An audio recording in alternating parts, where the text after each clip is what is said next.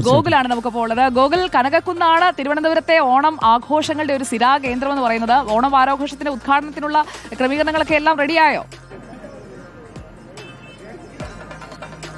സുജയ, കനകക്കുന്ന് ഒരുങ്ങിയിരിക്കുകയാണ്. 6 മണിക്കാണ് ഔദ്യോഗികമായിട്ടുള്ള ഉദ്ഘാടനം. 3-ാം തീയതി മുതൽ 9-ാം തീയതി വരെ നടക്കുന്ന സംസ്ഥാന സർക്കാരിന്റെ പരിപാടിയുടെ ഭാഗമായി നടക്കുന്ന ഈ ഓണാഘോഷ പരിപാടിയുടെ വേദിക്ക് മുൻപിലാണ് നമ്മളിപ്പോൾ നിൽക്കുന്നത്. കനകക്കുന്നിലേക്ക് കയറിപ്പോകുന്ന വാതിലുകളും ഒക്കെ മനോഹരമാക്കി വെച്ചിട്ടുണ്ട്. എല്ലാ പരിപാടികളുടെയും പ്രധാന കേന്ദ്രം കനകക്കുന്നാണ്. കനകക്കുന്ന് എല്ലാ സമയത്തും ഇത്തരത്തിൽ ചില പ്ലോട്ടുകളും തീമുകളും ഒക്കെ കേന്ദ്രീകരിച്ചുകൊണ്ട് പല പരിപാടികൾ നടത്താറുമുണ്ട്. എന്തായാലും ഇപ്പോൾ നമ്മളിപ്പോൾ നിൽക്കുന്ന ഈ പ്രദേശം കനകക്കുന്നിന്റെ എൻട്രൻസ് ആണ്. അവിടേക്ക് ആളുകളൊക്കെ കയറി പോകുന്നതാണ് ദൃശ്യങ്ങൾ കാണുന്നത്. അതേപോലെ തന്നെ പോലീസും വൻ സുരക്ഷയാണ് ഈ പ്രദേശത്ത് ഒരുക്കിയിട്ടുള്ളത്.